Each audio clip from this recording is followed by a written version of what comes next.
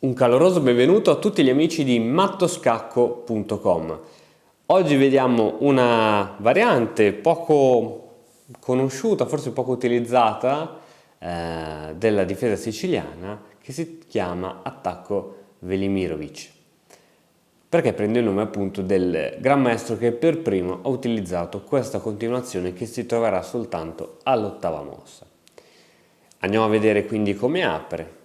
E4, C5, cavallo F3, cavallo C6, D4, solito cambio che ormai conosciamo molto bene, cavallo F6, cavallo C3, D6, alfiere C4, E6, alfiere in E3, alfiere E7, quindi diciamo che entrambi gli schieramenti ora hanno libero lo spazio per l'arrocco.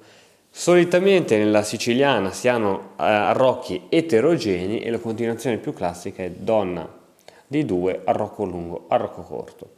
La novità di questo tipo di attacco è donna in E2, ovvero davanti al re. A questo punto arrocco, arrocco.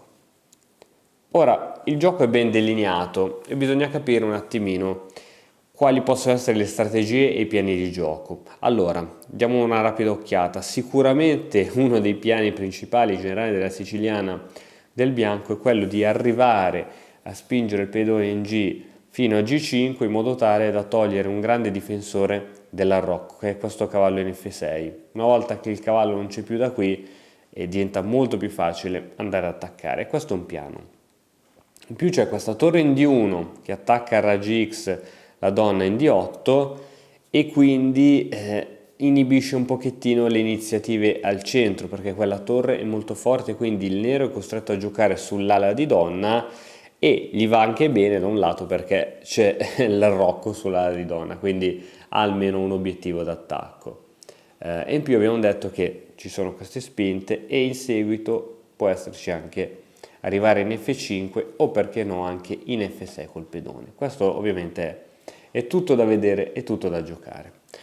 Il tratto ora aspetta però al nero che gioca donna in C7, una mossa classica anche questa nella siciliana. La donna si toglie dal raggio d'azione fortissimo della torre. Allo stesso tempo la donna va a attaccare a raggi X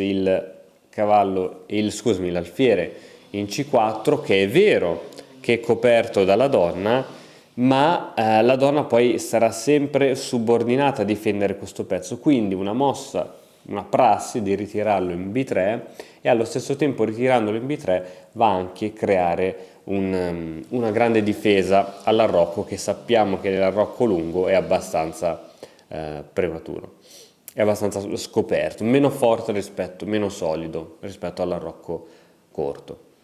Ora aspetta al nero il solito piano d'azione, quello di giocare a 6 anche per impedire eventuali giocate scomode come queste, B5, eventualmente fianchettare o no e andare poi a spingere i propri pedoni per cercare di creare anche lui a sua volta dei fastidi. Ora fermiamoci un attimino a analizzare la posizione. Il bianco ha due pezzi veramente forti, quali sono? Questo cavallo in D4 messo al centro e questo alfiere in B3 che combinati vanno a puntare su E6, che momentaneamente non c'è alcuna minaccia ma danno molto fastidio. Quindi questi due pezzi, immaginando appunto di essere in una squadra di calcio, sono i due attaccanti, sono i due più forti e devono essere veramente marcati a uomo, e in effetti il nero è quello che fa. C'è il cavallo che è marcato strettamente a uomo dal cavallo in C6, quindi quando vuole il nero cambia questi cavalli, e questo alfiere B3 è marcato non proprio vicinissimo ma comunque a uomo dal cavallo in F6 tramite manovre come cavallo D7 e cavallo C5, e il cambio è praticamente forzato. Quindi questi due pezzi sono da tenere assolutamente sott'occhio. Bene, adesso è il turno del bianco che finalmente gioca G4. Qui ci sono varie continuazioni, F3, F4, secondo me la più logica, la più naturale è giocare appunto G4, anche perché per il momento non ci sono controindicazioni. Qui la teoria si è sviluppata in moltissimi modi, ma l'esperienza e gli anni giocati in questa partita hanno ritenuto più efficace e più solida questo tipo di difesa che abbiamo già visto, cavallo G7 e cavallo C5. Questa è la difesa migliore. Tratto appunto dal libro Difesa siciliana, sistemi con E6 e D6, quelli del piccolo centro. Ok, adesso dopo cavallo G4 abbiamo detto che segue il cavallo in D7, che ha lo scopo ovviamente di andare ad eliminare questo forte pezzo in B3. Qual è il pro e contro di questa mossa? Che è vero che il cavallo andrà in C5 ed andrà a eliminare questo alfiere in B3, ma non c'è più il cavallo che tiene la posizione e l'arrocco corto, e questo può essere, diciamo, un difetto della posizione, che infatti vedremo che potrà costare caro.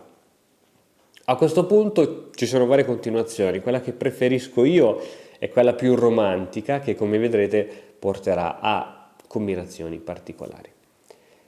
Cavallo in F5, ti lascio qualche secondino per cercare di pensare a questa mossa. Innanzitutto non è questa una presa forzata, perché non ci sono minacce che se dici cavoli se non prendo questo cavallo mi succede qualcosa, no. Quindi innanzitutto la presa non è forzata, non ci sono attacchi particolari, sì su D6 ma ci sono due pezzi che difendono contro due che attaccano. Però diciamo che in una partita come questa, in una difesa siciliana, avere un cavallo in più fa sempre gola. Ed è quello che fa il nero. Proviamo anche qui a vedere la continuazione del bianco qual è. Diamo un'occhiatina alla situazione. E la mossa più forte è cavallo in D5. Andando innanzitutto a minacciare la donna, che è costretta a ritirarsi in D8, e a questo punto si può finalmente catturare con il pedone in G che lascia libero appunto lo spazio per muoversi. Analizziamo la situazione, che cosa ha avuto in cambio. Ora abbiamo praticamente questi pezzi catturati dal nero e questi pezzi catturati dal bianco, quindi ha veramente un pezzo di vantaggio il nero. Ma che cosa ha ottenuto il bianco? Ha ottenuto una maggiore attività dell'alfiere in B3, che ha tutta la diagonale libera, ha ottenuto un avamposto fortissimo in D5, che potrà andare in seguito in B6, creare comunque forti minacce, e poi questo pedone molto fastidioso in F5 che può essere utilizzato in diversi modi, con spinte, può essere, insomma, non è bellissima la situazione del nero, non è per niente bella. Adesso segue cavallo E5 proponendo lo scambio, e torre in H va in G1 andando direttamente a puntare contro il re. Cavallo per B3, una mossa ormai forzata, pedone per A3. Ora la partita può continuare in tanti modi, ti faccio vedere le analisi del gran maestro che ha inventato questa partita, come sono continuate. Allora, il nero deve cercare assolutamente un piano di difesa, qui c'è poco da attaccare, deve difendersi, e già togliendo il re da quella colonna non è niente male. Ora, alfiere di 4, creando ora reali minacce. Se fino ad ora c'erano tutti piani di gioco, ora ci sono reali minacce sul punto G7, a che bisogna difendersi in modo brutto e l'alfiere nero è praticamente intrappolato. Donna G4 creando una reale minaccia. Torre in G8 che va a difendersi. Assolutamente ora il nero è chiuso in un angolino. Cavallo F4, vedi l'importanza di questo avamposto. Cavallo F4 e guardate dove può entrare il cavallo, che cosa può fare. Si dice che una volta che hai messo un cavallo in sesta traversa hai vinto la partita. Questa è una delle leggende, però mica tanto, perché è assolutamente vero. E adesso cavallo in E5 che crea un pochettino di fastidio e ovviamente cavallo per pedone per, non si poteva ovviamente cambiare con quest'altro pedone. Cavallo in G6, scacco, e qui la presa è obbligatoria, pedone per G6, ora basterebbe un pezzo su questa colonna per fare scacco matto, ed è quello che cerca di fare il bianco. Donna H3, l'unica difesa possibile è alfiere in H4, torre per D6, sfruttando il tema della deviazione. Ora se la donna cattura la torre, donna cattura alfiere, scacco matto, quindi la donna non può catturare, donna in E7, torre per G6, e qui la partita può continuare, ma direi che il bianco ha avuto un ampio compenso. Sì, si ritrova con un pezzo leggero in meno, ma qui la situazione può accadere da un momento all'altro.